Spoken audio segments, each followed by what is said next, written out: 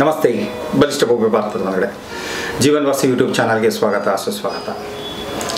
ಇವತ್ತು ಮಂಗಳವಾರ, ಎಲ್ಲರೂ ಕೂಡ ಒಂದು ವಾಸ್ತು ಟಿಪ್ಸನ್ನು ಎದುರು ನೋಡ್ತಾ ಇರ್ತಾರೆ ಅಂತ ಗೊತ್ತು.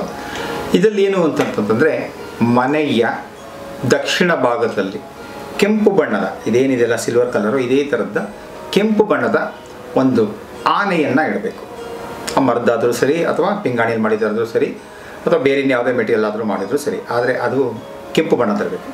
ಈ ಕೆಂಪು ಬಣ್ಣದ ಆನೆಯನ್ನು ಮನೆಯ ದಕ್ಷಿಣ ಭಾಗದಲ್ಲಿಟ್ಟು ಅದು ಉತ್ತರವನ್ನು ನೋಡೋ ರೀತಿಯಲ್ಲಿ ಇಟ್ಟಾಗ ಏನಾಗುತ್ತೆ ಅಂತಂದರೆ, ನಿಮ್ಮ ಜೀವನದಲ್ಲಿ ನೀವು ವ್ಯಾಪಾರ ವ್ಯವಹಾರವನ್ನು ಬಹಳ ಚೆನ್ನಾಗಿ ಧೈರ್ಯದಿಂದ ಸ್ಥೈರ್ಯದಿಂದ ಆನೆ ನಡೆದಿದ್ದ ದಾರಿ ಅಂತಾರಲ್ಲ, ಆ ರೀತಿ ನೀವು ನಿಮ್ಮ ವ್ಯಾಪಾರ ವ್ಯವಹಾರದಲ್ಲಿ ಒಂದು ಗತ್ತು ಗೈರತ್ತು, ಲಾಭ ಮತ್ತು ಹೆಸರನ್ನು ಕೂಡ ಪಡೆಯುವಂತಹ ಚಾನ್ಸು ಬಹಳ ಇರುತ್ತೆ. ಸುಮ್ಮನೆ ಇಟ್ಬಿಟ್ರೆ ಆಗ್ಬಿಡುತ್ತಾ? ಖಂಡಿತವೂ ಆಗಲ್ಲ. ಏನು ಮಾಡಬೇಕು? ಆ ಭಾಗದಲ್ಲಿ ಇಟ್ಕೊಂಡ್ರೆ ಮೇಲಿಂದ ನನ್ನ ಜೀವನದಲ್ಲೂ ಕೂಡ ಆನೆ ಅಂತ ಶಕ್ತಿ ಬರ್ತಾ ಇದೆ, ನನ್ನ ಜೀವನದಲ್ಲೂ ಕೂಡ ಆನೆ ಅಂತ ಧೈರ್ಯ ಬರ್ತಾ ಇದೆ, ನನ್ನ ಜೀವನದಲ್ಲೂ ಕೂಡ ಆನೆ ನಡೆದಿದ್ದೇ ಹಾದಿ ಅನ್ನೋ ರೀತಿಯಲ್ಲಿ ನಾನು ಏನು ಬಿಸ್ನೆಸ್ ಮಾಡ್ತೀನೋ, ನಾನು ಏನು ವ್ಯಾಪಾರ ಮಾಡ್ತೀನೋ, ನಾನು ಏನು ವ್ಯವಹಾರ ಮಾಡ್ತೀನೋ ಅದು ಸಕ್ಸಸ್ಫುಲ್ಲಾಗಿ ಆಗುತ್ತೆ ಅನ್ನೋವಂಥ ಒಂದು ಮನೋಭಾವದಿಂದ ಮತ್ತು ಸಂಕಲ್ಪವನ್ನು ಪ್ರತಿದಿನ ತೆಗೆದುಕೊಂಡು ಪ್ರತಿದಿನ ಹೇಳ್ತಾ ನೀವು ಮುನ್ನಗ್ಗಿದ್ರೆ ನಿಮಗೆ ಯಶಸ್ಸು ಕಟ್ಟಿಟ್ಟ ಬುತ್ತಿ. ಓಕೆ, ಇದನ್ನು ಮಾಡ್ಕೋಬಹುದು.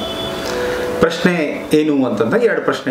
ಮೊದಲನೇ ಪ್ರಶ್ನೆ ಏನಂತಾರೆ, ಒಬ್ರು ಕೇಳ್ತಾ ಇದ್ದಾರೆ, ವೆಸ್ಟಲ್ಲಿ ಟಾಯ್ಲೆಟ್ ಇದ್ದರೆ ಏನಾಗುತ್ತೆ ಅಂತ ಕೇಳ್ತಾರೆ. ಮನೆಯ ಪಶ್ಚಿಮ ಭಾಗದಲ್ಲಿ ಟಾಯ್ಲೆಟ್ ಇತ್ತು ಅಂತಂದರೆ ಏನಾಗುತ್ತೆ ಅಂತಂದರೆ, ನಿಮಗೆ ವ್ಯಾಪಾರ ವ್ಯವಹಾರದಲ್ಲಿ ಮತ್ತು ಜೀವನದ ಪ್ರಗತಿಯಲ್ಲಿ ಆಸಕ್ತಿ ಕುಂದು ಹೋಗುತ್ತೆ, ಅಥವಾ ಆಸಕ್ತಿ ಇದ್ದರೂ ಕೂಡ ಮುನ್ನುಗ್ಗಕ್ಕಾಗೋದಿಲ್ಲ. ನೀವು ಅಂದ್ಕೊಂಡಷ್ಟು ಲಾಭವನ್ನು ಪಡೆಯೋಕ್ಕೂ ಆಗೋದಿಲ್ಲ, ನೀವು ಅಂದ್ಕೊಂಡಷ್ಟು ಅಭಿವೃದ್ಧಿಯನ್ನು ಕಾಣೋದಕ್ಕೂ ಕೂಡ ಆಗೋದಿಲ್ಲ. ಯಾಕೆ ಅಂತಂದರೆ, ಮನೆಯ ಪಶ್ಚಿಮ ಭಾಗ ವರುಣನ ಜಾಗ.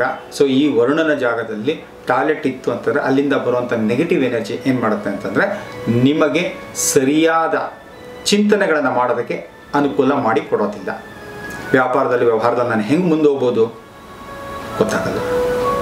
ಅಥವಾ ಅಯ್ಯೋ ಏನೋ ಒಂದು ಎಷ್ಟೋ ಒಂದು ನಡೀತದೆ, ಹೆಂಗೋ ಒಂದು ನಡೀತದೆ, ನಡ್ಕೊಂಡು ಹೋಗ್ಲಿಕ್ಕೆ ಬಿಟ್ಬಿಡಪ್ಪ ಅಂತ ಅನ್ನೋದಿರುತ್ತೆ. ಜೀವನದಲ್ಲಿ ಏನು ಮಹತ್ವಾಕಾಂಕ್ಷೆಗಳು ಇಲ್ಲದೇ ಹೋಗ್ಬಿಡುತ್ತದೆ.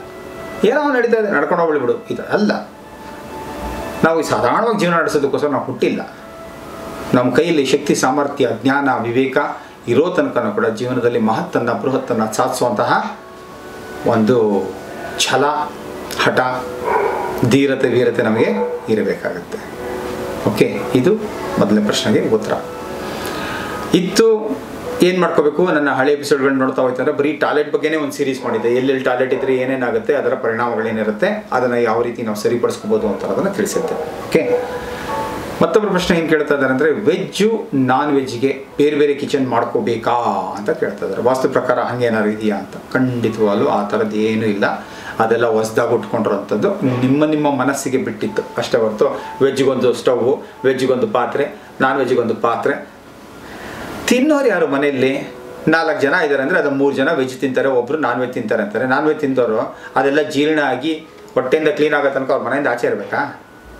ಇಲ್ಲ ತಾನೇ. ನಮ್ಮ ಜೊತೆ ಓಡಾಡ್ತಾ ಇರ್ತಾರೆ ತಾನೆ, ನಮ್ಮ ಜೊತೆ ಊಟ ಮಾಡ್ತಾ ಇರ್ತಾರೆ, ನಮ್ಮ ಜೊತೆ ಇರ್ತಾರೆ, ಮಾತಾಡ್ತಾರೆ, ಎಲ್ಲ ರೀತಿಯಲ್ಲೂ ನಮ್ಮ ಜೊತೆ ಇದ್ದಾಗ ಆ ಮನುಷ್ಯನ ಹೊಟ್ಟೆ ಒಳಗೆ ಹೋಗ್ಬಿಟ್ಟಾದಾಗ ಅದೇನು ಡಿಫ್ರೆನ್ಸ್ ಬರಲ್ಲ, ಹೊರಗಡೆ ಇದ್ದಾಗ ಡಿಫ್ರೆನ್ಸ್ ಬರುತ್ತೆ ಅನ್ನೋದಾದರೆ ಇದು ಒಪ್ಪುವಂತಹ ಲಾಜಿಕ್ ಅಲ್ಲ. ಹಾಗಾಗಿ ವಾಸ್ತುವಿಲ್ಲಿ ಯಾವುದೇ ರೀತಿಯಾಗಲಿ ಕೂಡ ನೀವು ವೆಜ್ಗೆ ಬೇರೆ ಕಿಚನ್ ಮಾಡ್ಕೊಳ್ಳಿ, ನಾನ್ ವೆಜ್ಗೆ ಬೇರೆ ಕಿಚನ್ ಮಾಡ್ಕೊಳ್ಳಿ ಅಂತ ಎಲ್ಲೂ ಹೇಳಿಲ್ಲ. ಅದಕ್ಕೆ ಹೇಳ್ತಾ ಇರ್ತೀನಲ್ಲ, what you eat that doesn't make any difference, what you think that makes all the difference ಅಂತ. ಅಂದರೆ ನಾವು ತಿನ್ನೋ ಆಹಾರದಿಂದ ನಮ್ಮ ಜೀವನದಲ್ಲಿ ಏನೋ ಮಹತ್ತರವಾದ ಬದಲಾವಣೆ ಬಂದ್ಬಿಡುತ್ತೆ ಅಂತ ಅನ್ನೋದಲ್ಲ. ನಮ್ಮ ಚಿಂತನೆಗಳು ಹೆಂಗಿರುತ್ತೋ ಆ ರೀತಿ ಇರುತ್ತೆ.